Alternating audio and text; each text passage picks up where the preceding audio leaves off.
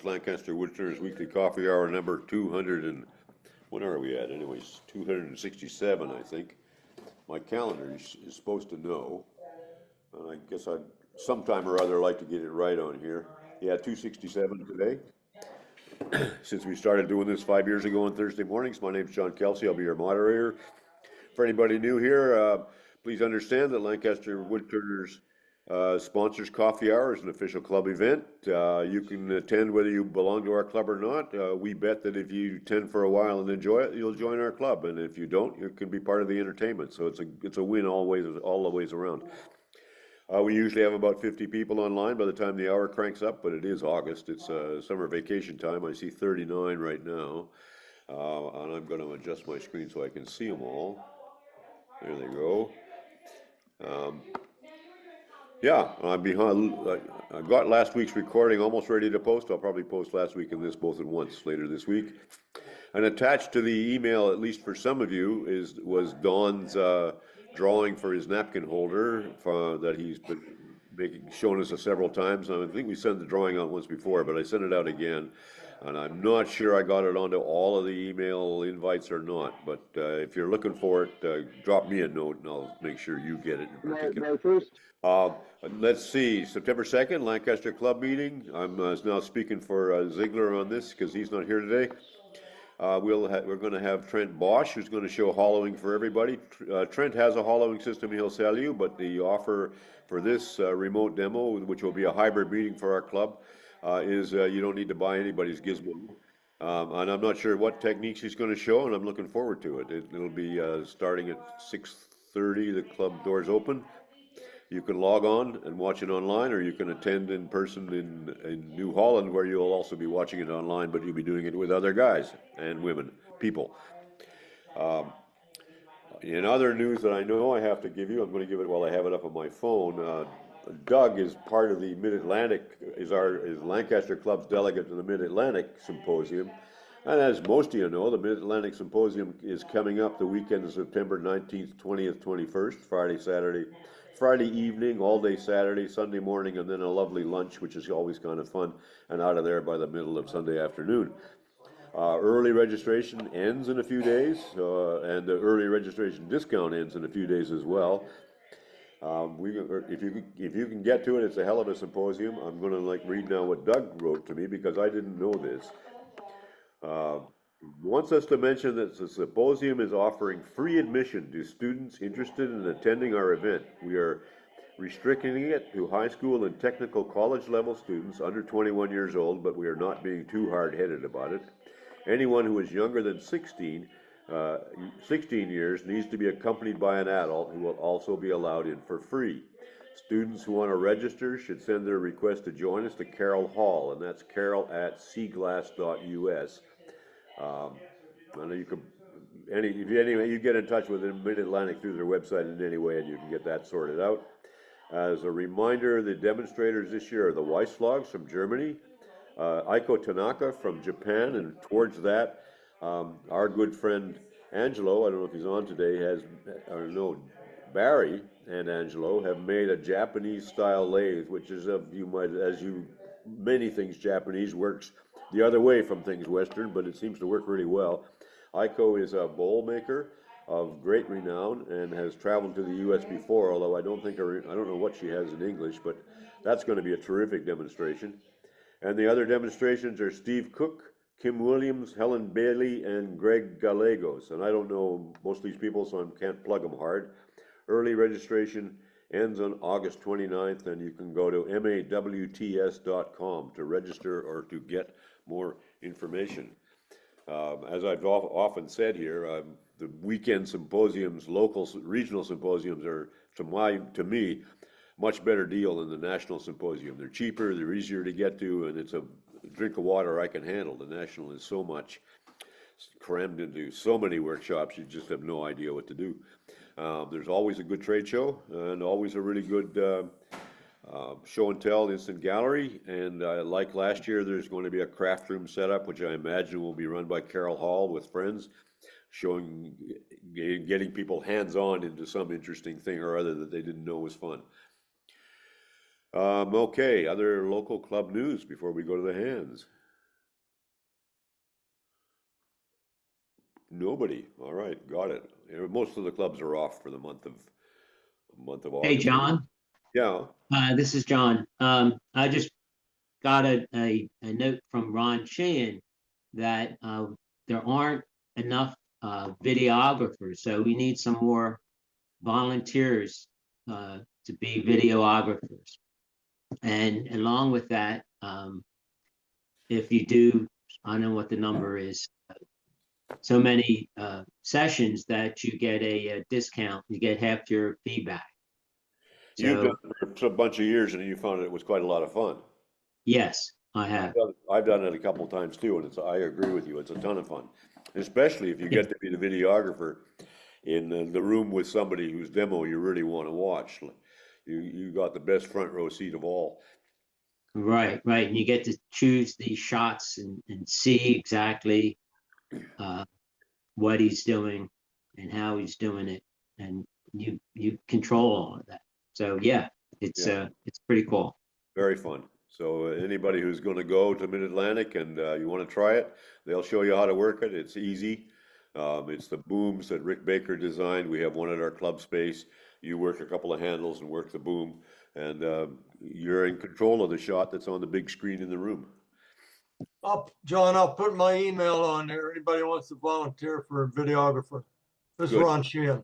Hi, Ron. Yeah, good to see you. Okay. Any other announcements that anybody would like to make? All right, hearing none, I'm going to go to the hands. Toby Bouder got shot off. We didn't have to. We ran out of time before we ran into Toby last week. So this week we're going to give him the first spotlight. Go for it, Toby. What do you like? What do you have to show?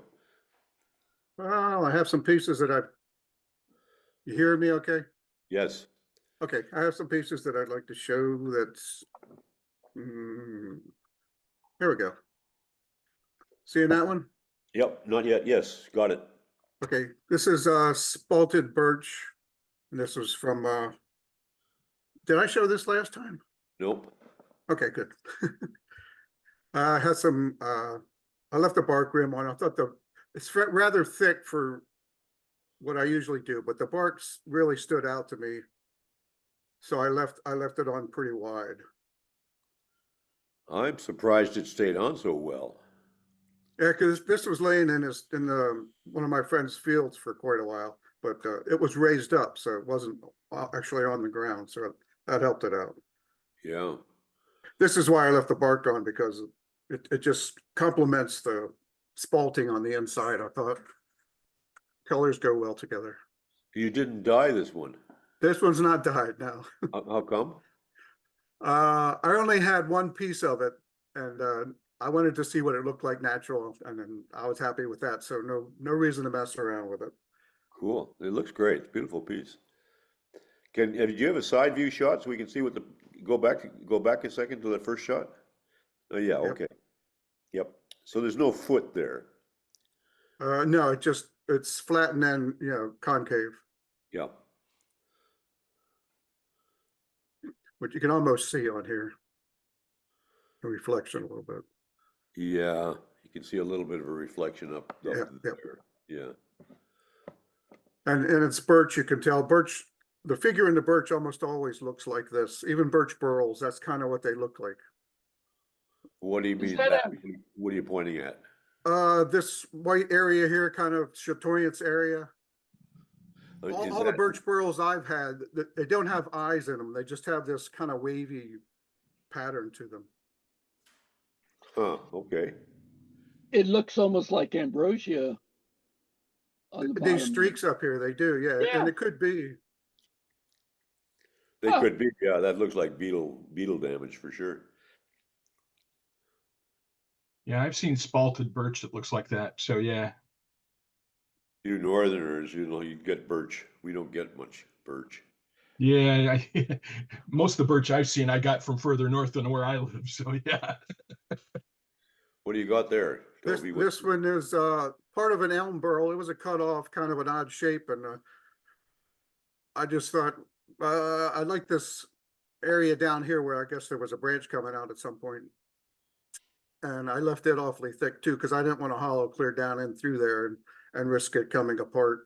So I just drilled a hole down in and put a tube in for a flower, kind of a weed pot or bud vase type thing. What, And this is 4 inches by 8.5 inches. what wood is that? Elm burl. Elm, okay. This was a standing dead tree. It was a number of years it stood dead before I finally got a hold of it. That's what the No, I- bark or the burl area up here is all weathered from pointing out towards the. I've heard that elm is devilish hard to turn, is that right? I don't have a problem with it, but this was, because it was standing dead, it was somewhat deteriorated, so it was fairly easy to turn. Okay. I worked some elm flatwood one time and it was pretty rough, pretty tough. Well, the grain goes all kinds of crazy directions on it, so that's one Yeah. of the problems. Yeah. Yeah, it's softer and it tears out more too. Here's a That's a close up. Here's where, good solution to what you found there. yeah, I could have made them a goblet or something like that, but this was easy to do, and it was one of those things you go out to the shop. What I'm going to do today is, all right, I'm going to put this on and get rid of it. Okay, now you're gonna sell that, right? Yes, I just put it in my show today or yesterday. And what do you price that at? I think this was $85. 85. Yeah, because it's 4 inches by 8.5 inches tall, and I don't know. To me, it looks nice, and I think it's worth that. So that's the price I put on it. What do you Who knows price? what? 10 bucks an inch, or what do you do? On this particular piece, I just what I thought people would pay Okay. for it. You know, I've sold a lot of things, so I have some experience. So that's my judgment on it. You're probably right too.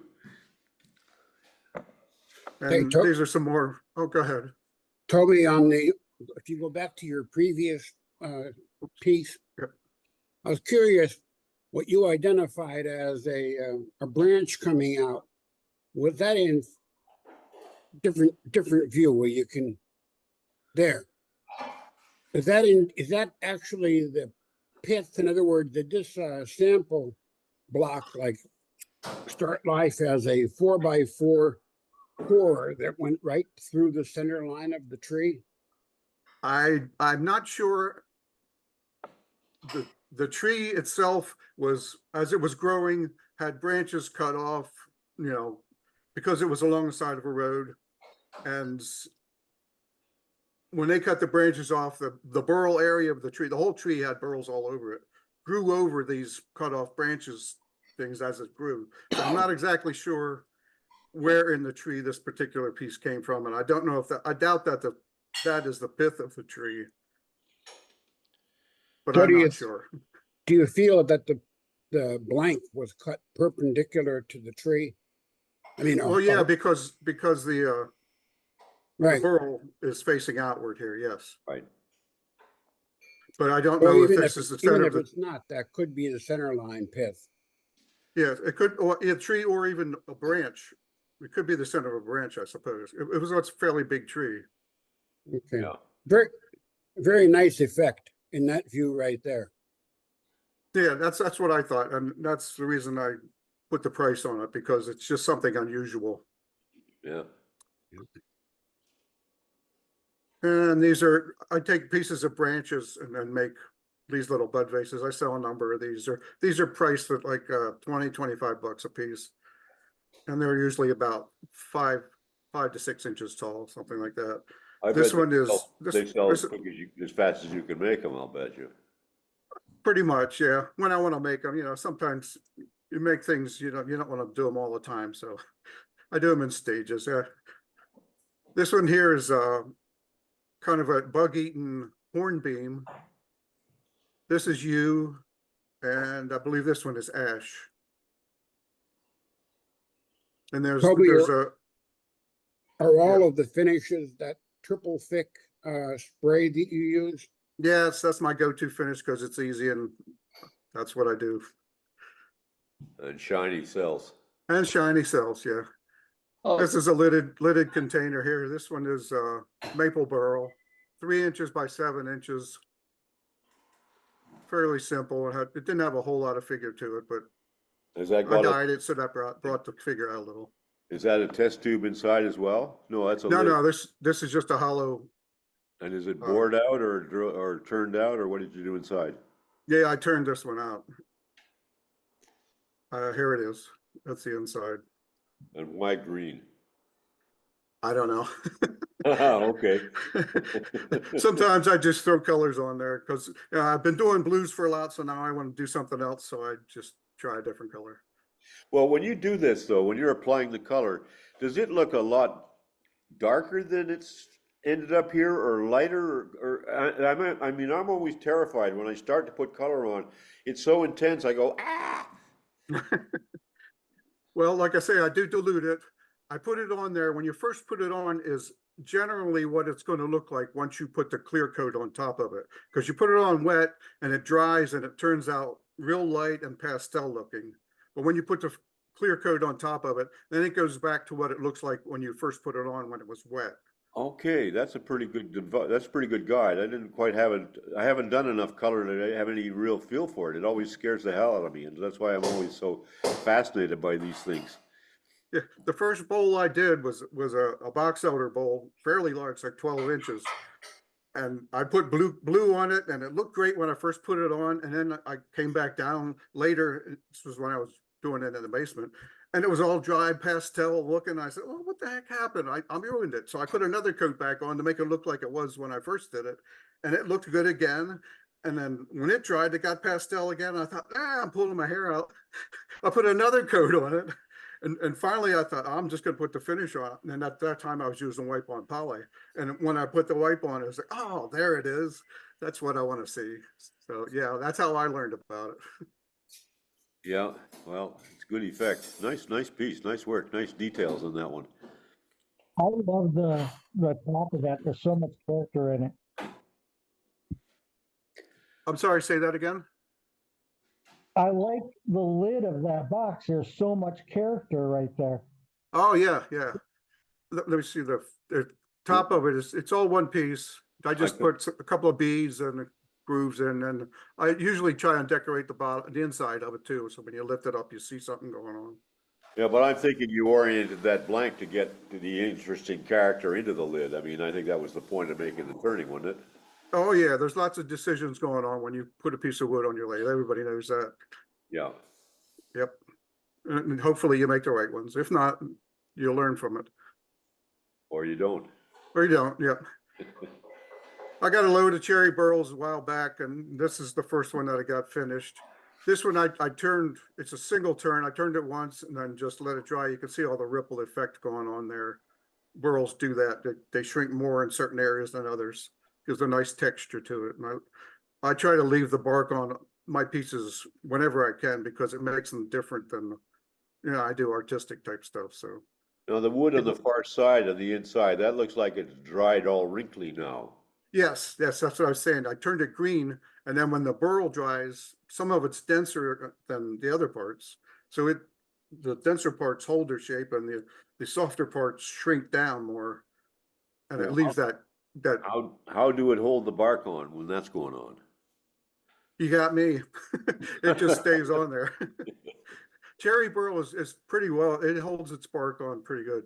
I found, at least in my area. There's some more views of it here. And that's, you've dyed that, or is that the color you got out of that particular log? This is the natural color of the cherry burl. Yeah. That's why I love cherry. Yeah, it's beautiful. Fun to turn, smells good, turns easily, sands well. Occasionally I do dye some pieces if I think it's going to make it special or at least help it out. There's This is a nice view of the top. There's hard and soft places in that cherry, isn't there? Yes. Yeah. Okay, well, how do you get those to, do you cut those or sand those? How are you getting to a nice uniform surface? Oh, just off the tool. When you do it off the tool, it's it's just like any other rough turning that you're doing. And So then I just let it dry after that, and then I do some sanding after it has dried. About 6 months. Off the tool for you is going to be a bowl gouge that's very sharp, I'm betting. Yeah. Try and get rid of all the tool marks you can with the tool because that's the easiest way to get rid of them. And then after it dries, then it just takes a little bit of sanding here and there that you still see a little bit. But it's not round anymore, and it doesn't have a tenon on it anymore, or does it? No, I leave the tenon on. I finish the bottom because I do the little bit of sanding that does need to be done. I do that on the lathe. You do it on the lathe, okay, you're not Yeah. sanding off the lathe with, yeah. Yeah, and then I take the bottom off like this. Usually a jam in between centers, I jam it. That's how I take my bottoms off. And then just pare down a little wee pyramid and pop off it goes. Yep, exactly. So how'd you find a burl that didn't have any bark inclusions or voids? When you get enough of them, you know, eventually you find one. You Most might of have them been- around here are fairly large, so they are mostly solid. And sometimes there's a little area up here that has a little bit of a bark inclusion. You might have missed Toby's wood show sometime last winter when he showed us his shed and shop full of burls. Astonishingly full of burls. There's a pile. This one's maple burl, and put the green dye on this one, and I leave the rim. I leave natural color. I think it frames these pieces nicely. I agree with you. That's gorgeous.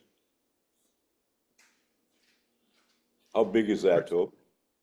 This one is 3 inches high, 7.5 inches across. And what do you sell that for? I probably had like 95 on this one.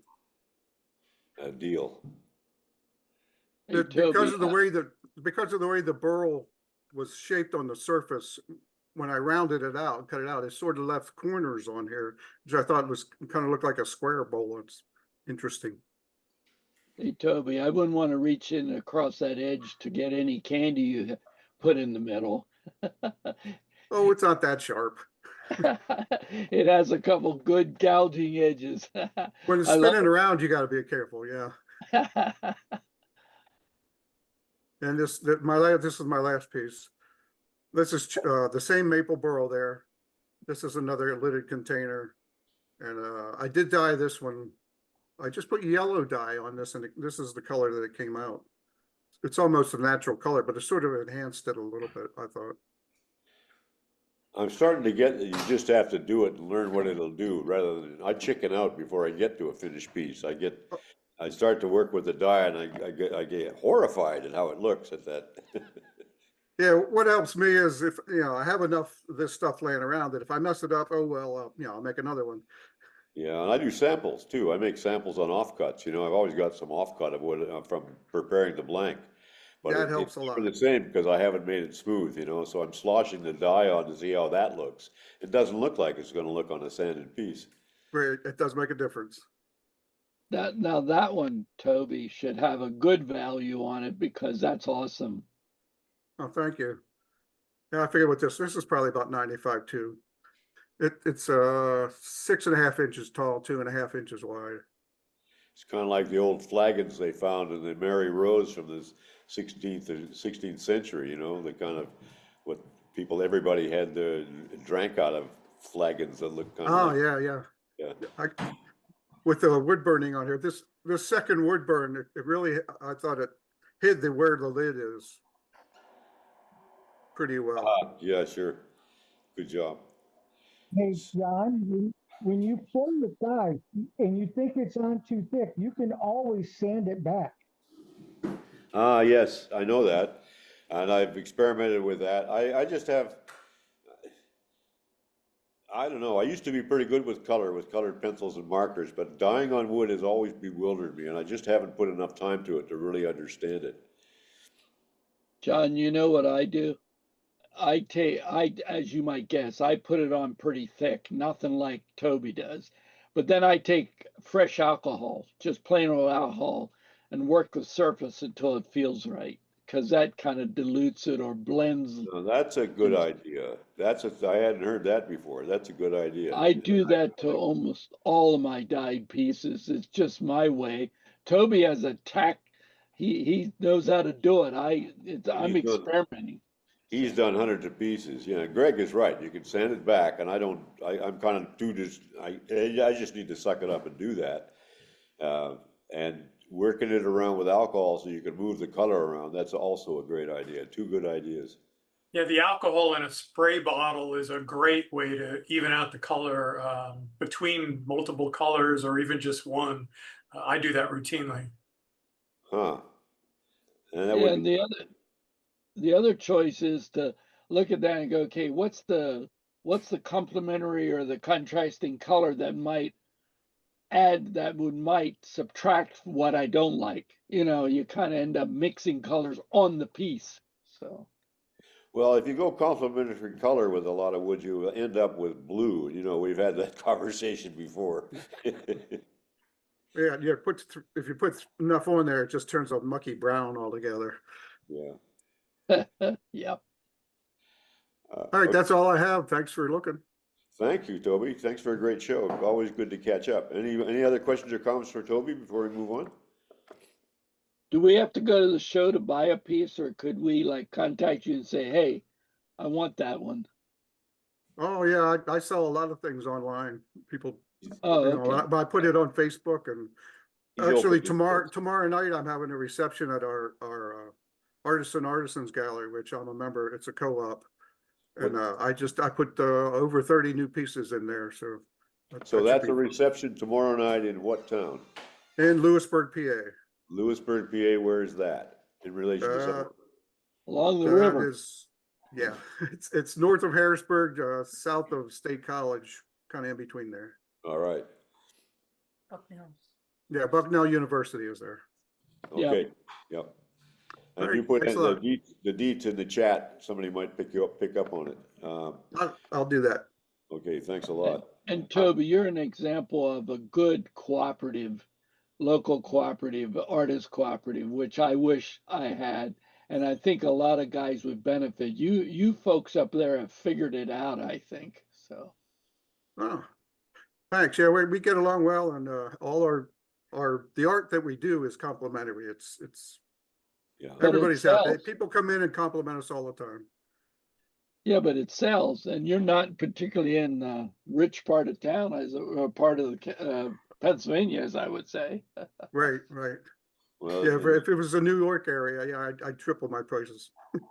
Yeah. they've also solved the problem of keeping a retail store open. I mean, that's as hard as anything else.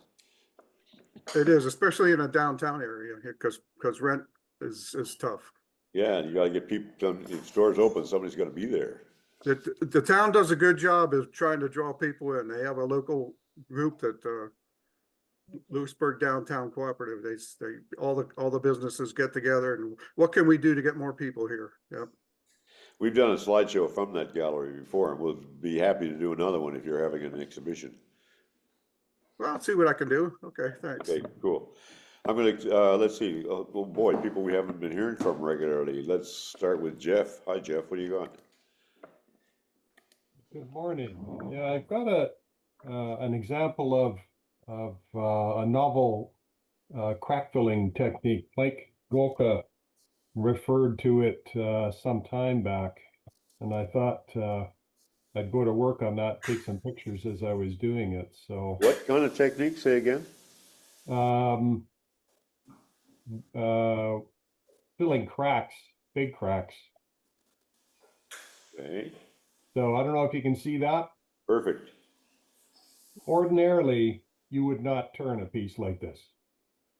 And I've got a whole bunch of it. And Mike Golka came on a couple of weeks ago and was talking about what he'd done. So I decided, I'm going to give that a try. And you can see that I've outlined the color there in pencil, just so I knew where to put my line. And the idea is, there's the flip side, just as cracked. And this is about 11 inches across. So that's what you do, is you take a glue gun, a very hot glue gun, and some fairly heavy plastic. I think this stuff is 4 mil. And I didn't particularly stretch it or anything like that. I just stuck it on and pat it into the glue. And you can see I can easily get my finger behind there. There's the flip side. It wrinkles up a little bit. It does melt that plastic. If I pulled on it too much, the plastic is melted along that glue line. And I'm using an old Black & Decker gun. I think I got it for $5. and it's 160 watts and some high temperature glue. So I used some West System 2-part epoxy, mix it up, threw it in there. And it wicks into those cracks. You wouldn't believe it. Huh. I would believe it. And then because it dips down a little bit there, I just pull over the top with some tape, and that takes it right to the very edge. And there's the flip side. And I left the crack right at the bottom here. I wondered how far it would wick. And I found out as it went on. And that's the flip side. So the reason I put the pencil along the color there is another piece I didn't do that, and it changes the color. So take off the plastic and I turn off all the hot glue, and those cracks are filled. They're filled. It worked out very well. Filled it pretty well on this little tiny knot on the other side. And it's still solid on the inside, of course, so, I haven't risked anything. So I start turning, and this wall here is about 3/4 of an inch thick, so it's come through 3/4 of an inch on this. Not quite into here, but that's fine. I don't want it that thick anyway.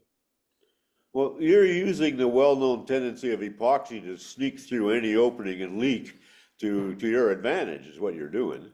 Yeah, but I'm not using the deep pore stuff that's like water. This West System is sort of more typical epoxy. It is thin. It's meant for boat building and woodwork. I've used it, yeah.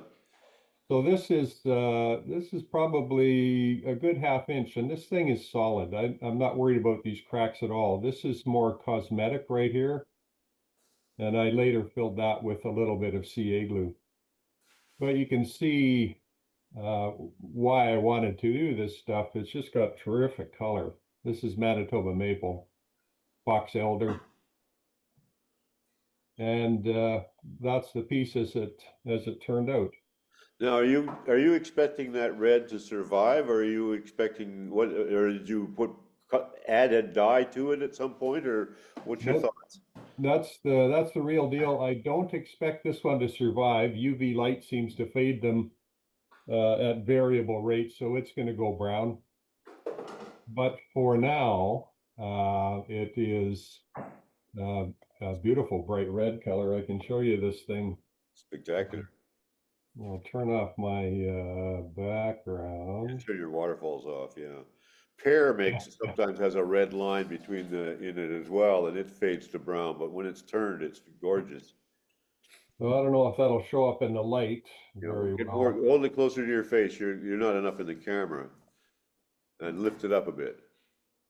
All right, now we got a good shot. We see the whole thing. So you wouldn't, ordinarily you wouldn't want to turn that. It's just too cracked. Yeah, I wouldn't turn it. I've got a boatload of this stuff, and it ended up turning out very well. Sadly, I went right through that beautiful red layer to get my shape here. But yeah. This was more of a experimental piece anyway.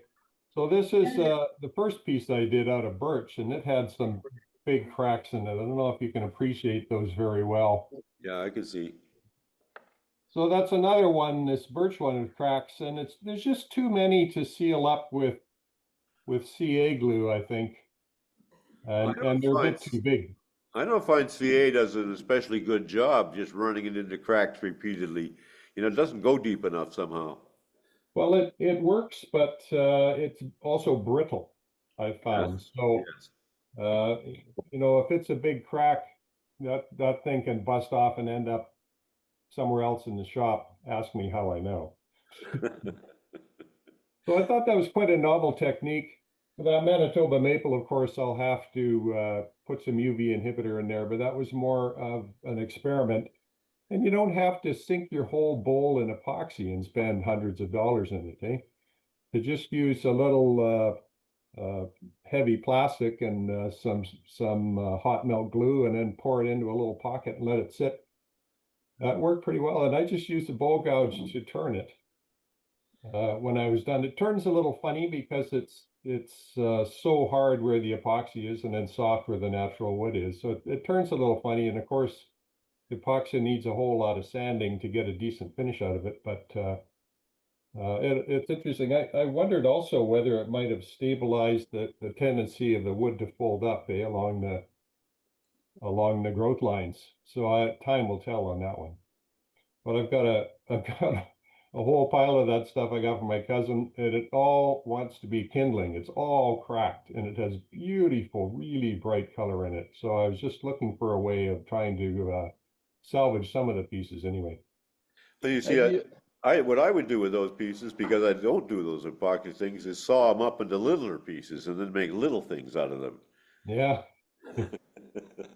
Hey, Yeah. Jeff, I think Stu put a comment in the chat, but talk to Stu about saving the color, because he did a demonstration in Red Deer, and he took a Manitoba maple that was had gone brown, but he had a picture of what it looked like when it was red, and his technique for flood coating brought it right back to original color, and it'll stay there forever. So check with Stu on getting your color.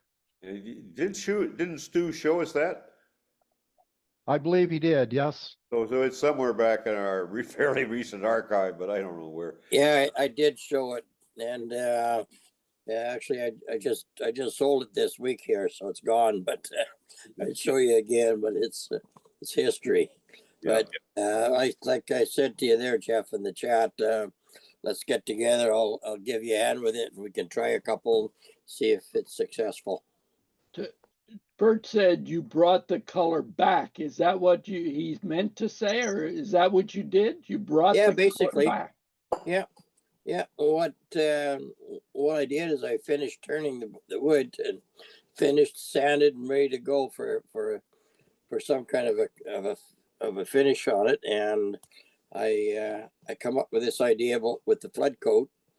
I did a clear flood coat completely on the whole thing to seal it all up, and then the next flood coat that I put on it, I added some color to the area where the red color in the wood is, and I tried to match what the outline of the red area as close to natural look as possible, and I've been successful with it so far. But it doesn't look like a splashed on phony add-on. It looks real, and I've done a few pieces, and it looks like it's going to hang in there. And then flood coat over top of that, and it's all clear. Okay. That's great. Hey Jeff, did you ever think about trying 5-minute epoxy to fill those cracks? And you don't need to do the plastic or anything. Just smear it on and push it in the board. These are so deep, Jim, and I want to penetrate the birch bowl I showed there briefly. It actually penetrated nearly 1.5 inches into the wood. Wow! So for something like a bowl, where and West System is very easy to get. I didn't use their clear. I used just their regular fast hardener, and it wicked in there far enough that I was reasonably confident in a bowl. Staying in one piece, because I've turned that stuff before, and of course it flies apart. Everybody knows that. That's why you don't turn it. And 5-minute epoxy is not very good epoxy. That's why it's 5 minutes. It's one or the other. Good epoxy doesn't cure in 5 minutes. No, it's set up over about 4 hours. Yeah, I'm going to move on. All right with you guys? Quick question for Jeff. Yeah. Did those cracks go all the way through the bolt to the inside? Yes. And the epoxy got all the way through to the other side?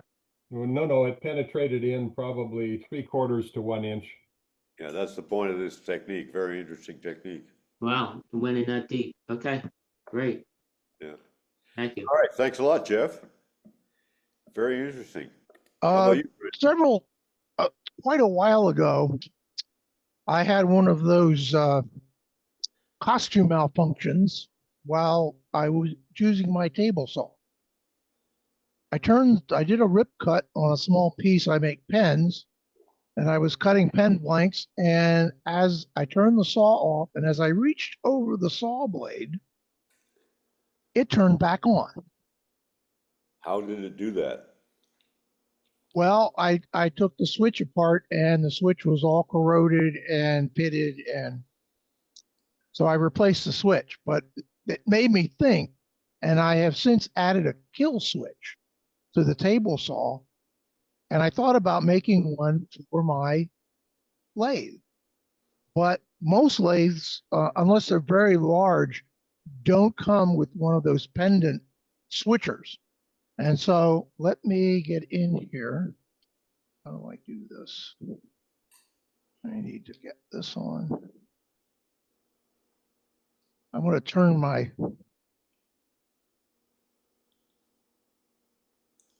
okay. And this is what I came up with.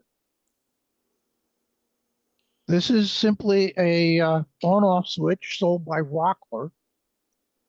And I mounted this. I have a wooden stand that holds my lathe. So the back of this has two very large, very powerful rare earth magnets that I attached to the back of the box. I didn't wire anything or change anything in the wiring. I just took these two small screws, one's here and one's at the bottom here. I took the screws out, mounted those on the back, and it can be mounted anywhere you want on your lathe where there's metal, or in my case, I used, they're called nail protectors. They're usually used to cover studs where there are wires or plumbing going through where you don't want people to put nails or screws in. And so this will go anywhere on my lathe, and it normally sits near the headstock, and it's just right at the spot where I can hit it with my knee in the event of an emergency. So that's a good addition.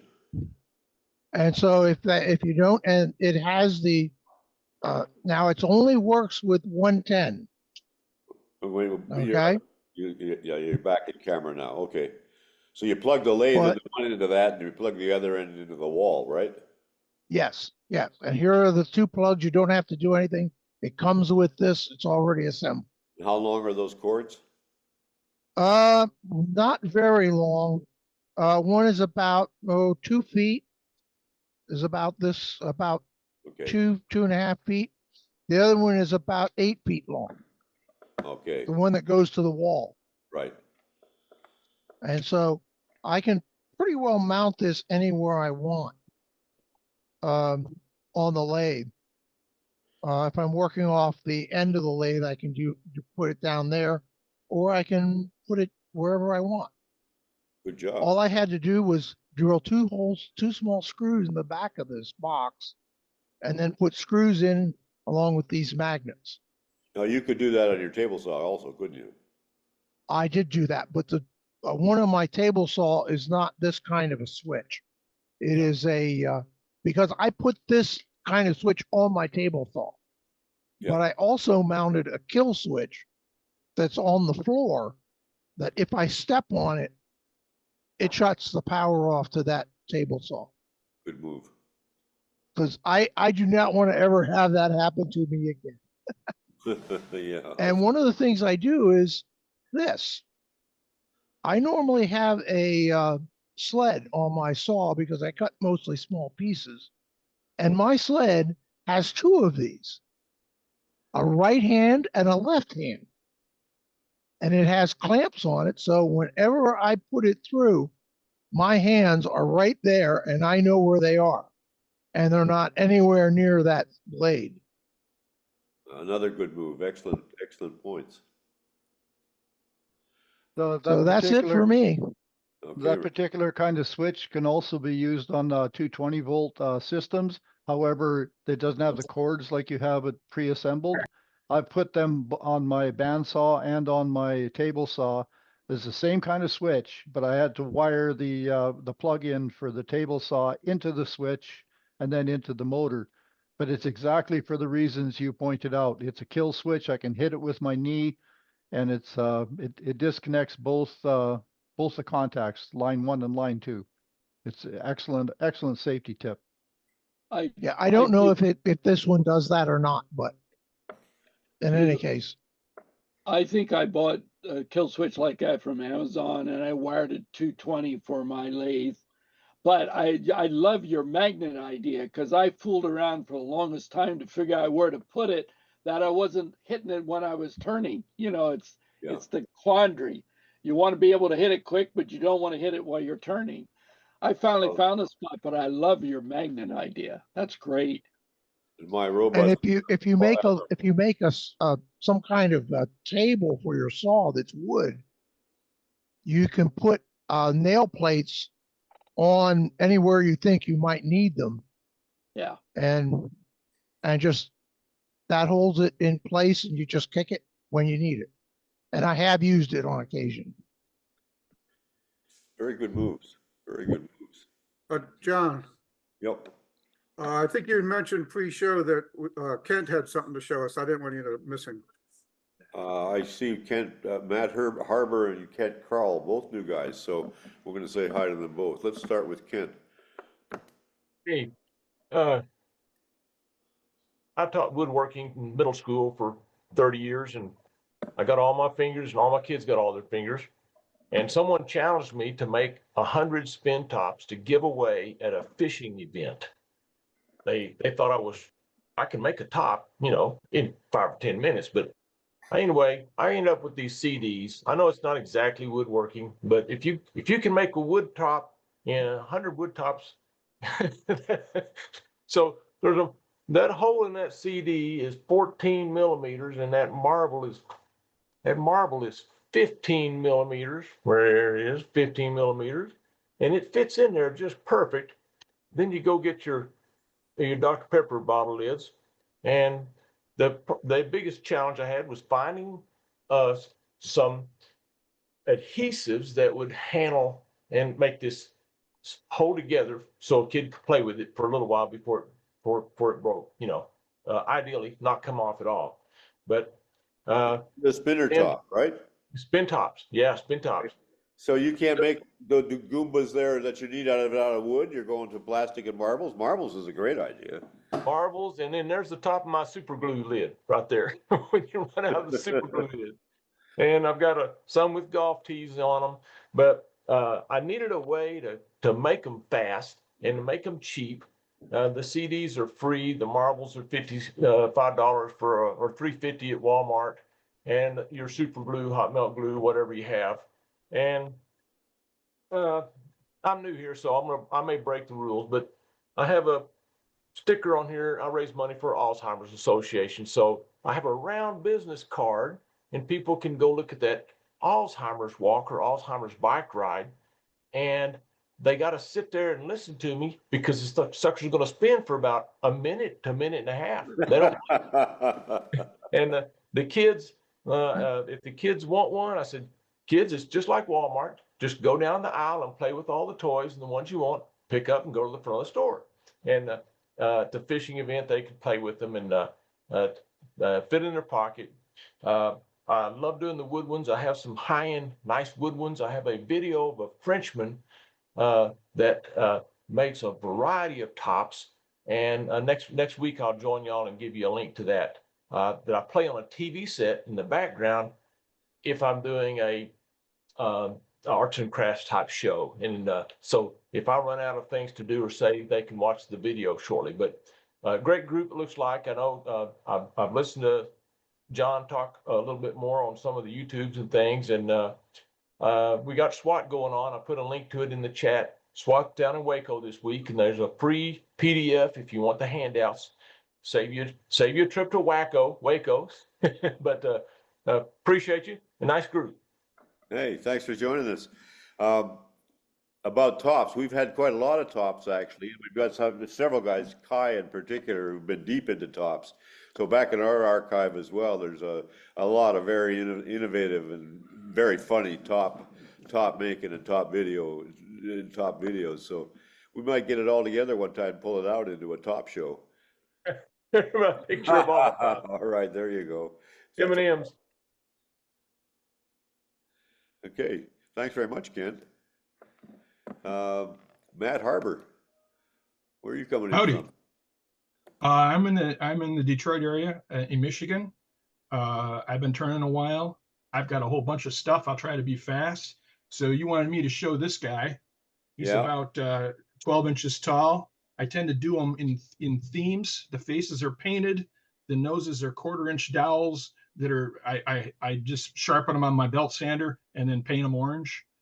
That way, all my holes for the noses. So this is like the steampunk guy.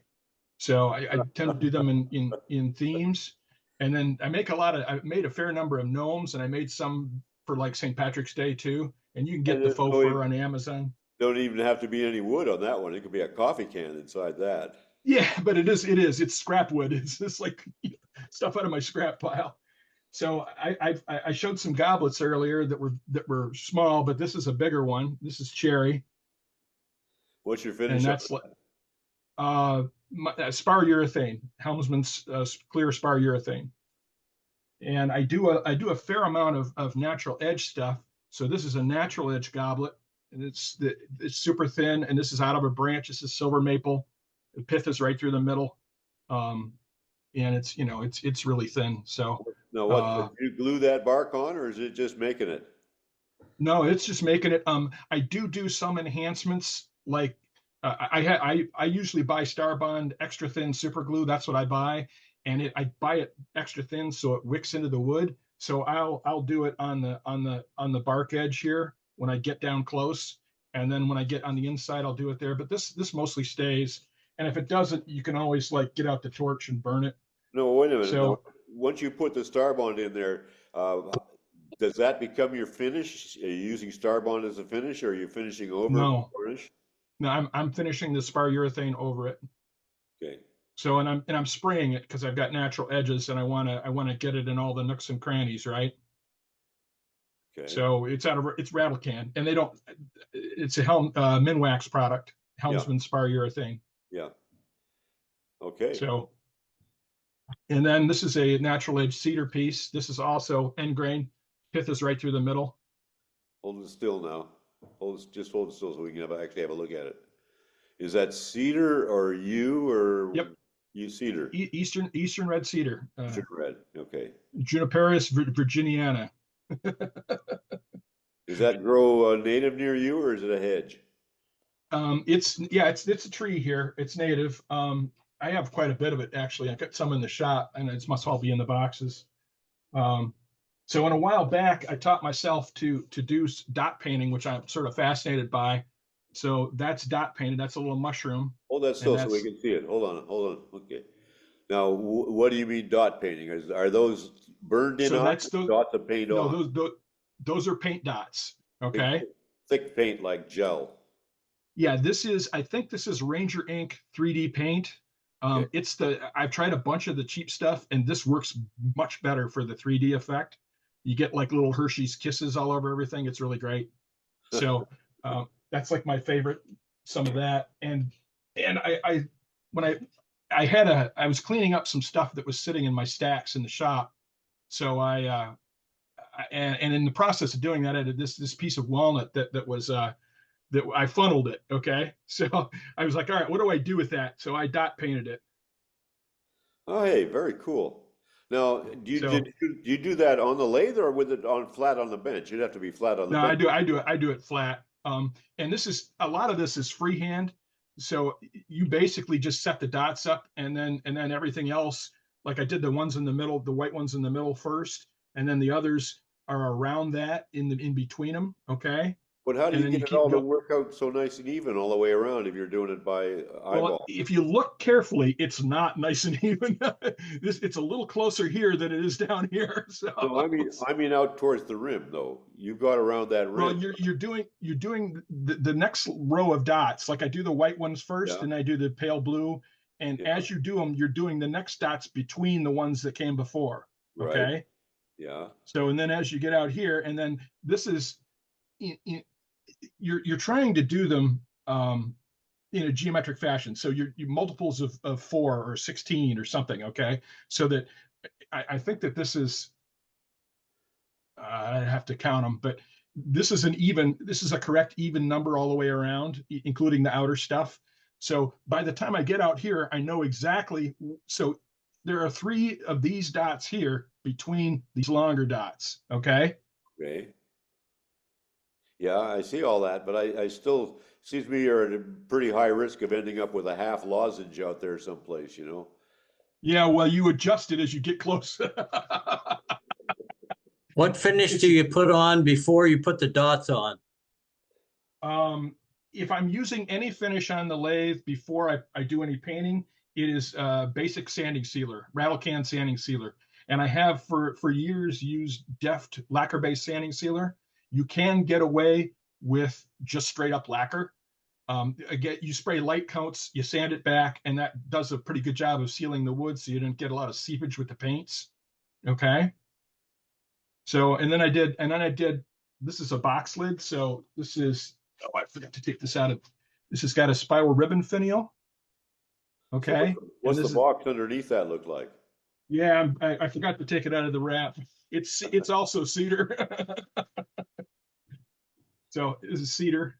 Okay, okay, now hold that, okay, there, and I'll put the lid on it so we can see that. All right, got it. Now show us the lid, now it makes sense. Now, that's the same thing. Now, you put any finish on over that paint after you make all the dots? Yes. Anything I paint is got lacquer on it. So I am spraying lacquer from a rattle can, and I'm doing light coats. So once I've got the paint on, I'm doing light coats and passing. You know, I start spraying off of the piece, and I'm spraying as I make light passes at least 8 to 10 inches away from it. And you don't put it in the sun, put it out to dry. It dries in 20 minutes. You do another coat. Usually I do 4 coats. If it needs sanding, I'll then sand it. But this, you know, with the dots, you don't want to do a lot of sanding because you might take the paints off. Yeah, how can you sand that at all? No, you don't. Yeah. If like on this piece, this has got satin lacquer on it. And I'm pretty sure I didn't sand this because I can see a little bit of, you know, crusty stuff in between. I can see hitting it with white Scotch-Brite by hand to denib it, but that would be about it. Yeah, I got some nibs between the on this one here. I don't have nibs, but that one is, and that spiral ribbon finial is turned on the lathe, and then the spiral bits carved out. And I got a demo on YouTube about how to do that. But the paints on this are chameleon dust, so it's like mica dust. Right. And there are 3 different ones as you go up. Like there's the blue purple one, and then the red gold one, and then the gold green one on the very top, or maybe it's just gold on the top. But I like doing that too. How long after you apply the paint do you put the lacquer on? Instantly, as soon as the paint's done, you start with the first coat of lacquer. How do you apply the mica dust? The mica dust is applied like you would apply foil. So if you're doing gold foil, you put a sizing on. Oh, I've got that here somewhere.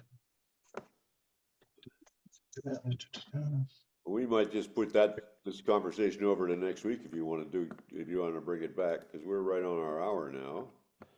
Okay, I got one more piece to show y'all. Two more pieces. So bring it back next week. You want to bring them on, and you want us to go overtime while you do it. Yeah, give me 5 minutes. So the way this is done is this: you put this stuff on, and it's an adhesive, and you give it like 20 minutes to 30 minutes until it becomes tacky, and then you brush on the mica dust. And I've got the chameleon mica dust and straight up mica dust, and it all works great. So what's that stuff called? This? Yeah. What brand is this? That? This is called Size, S-I-Z-E. Okay. And it's mica dust. All right. No, I'm going to pull a plug. We'll be happy to continue the conversation next week. Okay. All right. We hold if you must. We hold this to an hour. You don't want to. You sure you don't want to see this? No, we'd love to go ahead and do it. No, go ahead, show us. We run over a little bit sometimes, but people make their plans about, I got other things to do, and they go away, and the audience dwindles down. We're down to 41 now, but hold it up, and we'll have a look. Okay, so this is a carved piece. It's about 8.5 inches in diameter. It's a single piece of wood. So the black is just watered down acrylic paint from Walmart. And it's just painted on here. And this is the first major carved piece I tried. Is that carved So- with like a Dremel type tool or with hard gouges? This was carved largely with a micromotor. Right. Greg, who invited me into this group, he and I have been talking online a lot about carving and so on. So I attended Aramont and took a class with Dixie Biggs, and this was the first piece I carved after I got out of that class. Okay. And it took me a good month to carve it, but I love it, and I've had it for years and nobody's bought it, so maybe it's mine permanently. Sounds like it's kind of yours for a while, yeah. Yeah, there was a couple of very interesting things I did wrong or incorrectly, or things I will do better. I have done better on any other carved piece after that. So there was a couple of things I did, like I should have carved like this bit in here between the rim and where the leaves start. I should have done that while it was turned. I should have turned it. I carved it, and there's a few small little discrepancies here where it's not perfect. Okay. In addition to that, the second thing I really learned with this piece was when I made this piece, I was making things with sharp corners on the profile. So one of the games you play with a carved piece like this is you want some part of your carving to stay on the original profile of the piece. So if you look at it in profile, you can still see the profile of the piece, right? So I was making pieces like this that had sharp corners here. Well, the problem with that is you get bits like this where you've got a part of the leaf that radically curves around that sharp corner, and it's kind of unsightly. Also fragile as well. Or less than aesthetically pleasing, if you will. So the short answer with that is, if you're going to do anything like this, a relief carving, do this bit, the inside of the rim here on the lathe, not with just carving, before you start carving, and make much more smoothly rounded contours around the corners. So that gives you a much better, and I've made others, of course, like this, but that gives you a much better aesthetic. So nice piece. Yeah, there's another one too. This is carved. Oh, I like that. In dry brush, and it looks a lot better in natural light. Like the lights I have in here don't do this justice. Hold it upright the way it would normally sit, and hold it still. You're waving it around. Okay, now we can get a good look at it. Now rotate it so we can see inside the top. So what I was kind of trying with the way I carved the interior here, I was thinking of a twisted rag, and so when I did the highlights and the carving on the inside, that's what I did on the inside and on the outside too, a little bit. So I don't know if you can see the contours here, but it's contoured that, think of it as a rag and you're twisting it. So got a twist to it both inside and out. That's a nice piece. Good work. Yeah, thank you. Yeah, and it's kind of interesting because on this one, what I did is I laid out the initial lines with my Sorby spiraling and texturing tool. Okay. And then when I came in to do the carving, as I followed those lines with the carving, widening them and changing them around a little bit. But in general, that gave me a good framework for how to keep the lines all consistent through the piece. Beautiful piece. I'm going to thank you very much, and I'm going to pull the spotlight off you because your audience has dwindled down to 32, and we'd love to see Thanks, you guys. And we had another lovely coffee hour. Thank you all for your attention today. Thanks, everyone. See you all next week. Take care, everybody. Lovely show. Wood shop. Thank God for wood.